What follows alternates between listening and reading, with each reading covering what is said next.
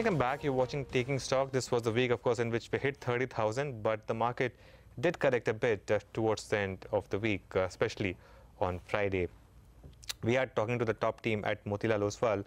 Now, Manish, the other key talking point for this market has been the way discretionary consumption has made a comeback. Stocks like Eicher Motors, Bajaj Auto, Maruti has hit a fresh high. You have a lot of these stocks in your portfolio. Good time to still accumulate these stocks? Good time to still accumulate these stocks, and more from the point of view of the fact that GST is coming, and many of these items are going to see margin expansion. Because obviously you were paying high rates of tax in the pre-GST regime. With the new rates of tax, there will be some saving on the total tax paid. And obviously my belief is that there will be ways in which you can retain some of those margins and not pass the entire fee to the customers.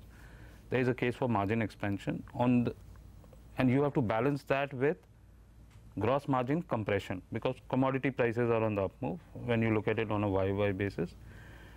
This will be the interplay on margins, and on the top line, it will not be only about volume growth, it will be also about pricing growth.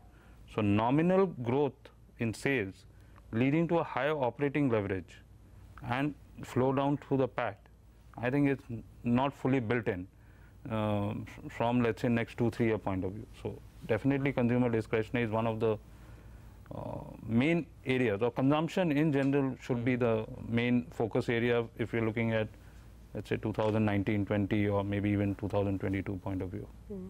What about banks? I mean, some of these banks like RBL, etc., have done phenomenally well. That's one stock that your fund has been, your team has been positive on in general.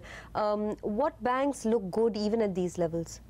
So there's a general problem with PSU banks. That's a given. And the problems are not going to get solved in a hurry. So NBFCs and private sector banks will be in a sweet spot. And then it's all about the growth rates and the price that you want to pay for the growth. So if a bank is growing at 50%, what is the price that you want to pay? And RBL may be a case in point. But there are other banks as well, which may be growing at, let's say, 20%, and maybe the PEGs between 1 and 1.5. I mean, these are also good bets. And so it's across the board.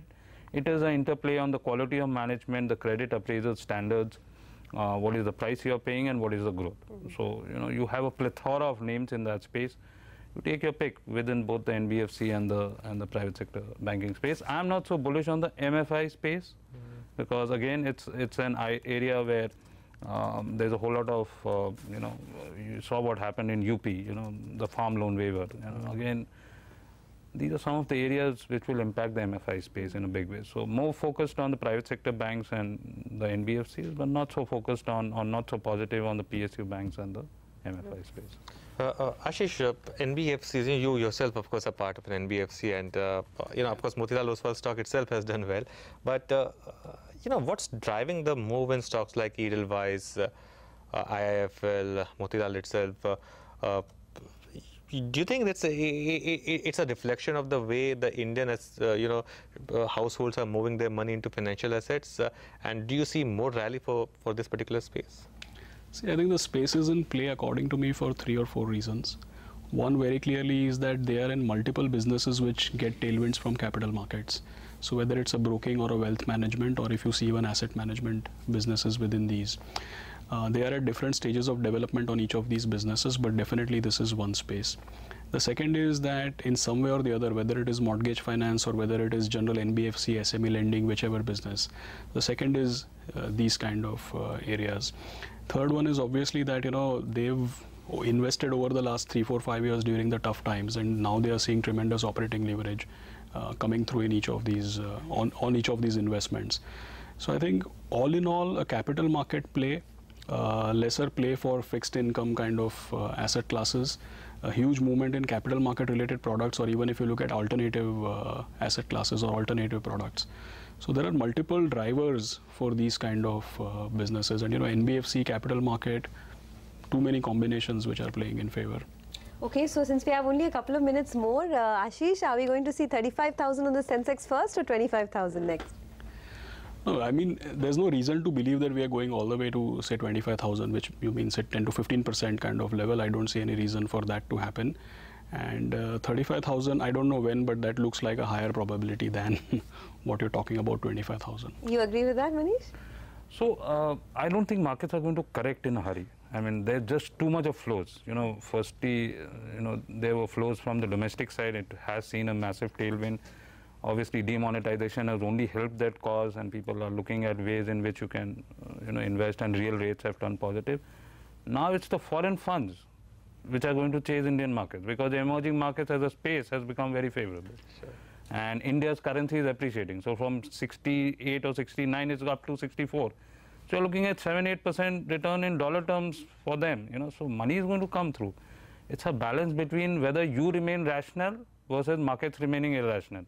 I think the focus is just on that we try to remain rational at all points in time, in spite of the fact that near-term markets can remain ballistic or very euphoric.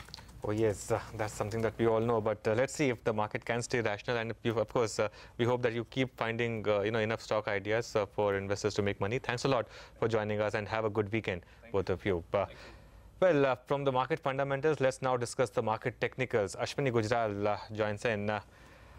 Ashwini, so momentous week, we hit 30,000, but on Friday we did see some correction. Do you get a sense that we are at the start of first correction for 2017? See, a 200-point move, I don't think should be looked at as a correction. But yes, sideways is coming, and the reason for that is that, Reliance, which has moved up almost 40%, that even if it gives back 100 points, that will keep pressure on the indices. Plus, private banks are also participating on this move. So if Reliance and private banks both get on the downside, plus you have IT, etc., which is not doing as well, I would think we could test the lower end of this range, which is about 9,090.50.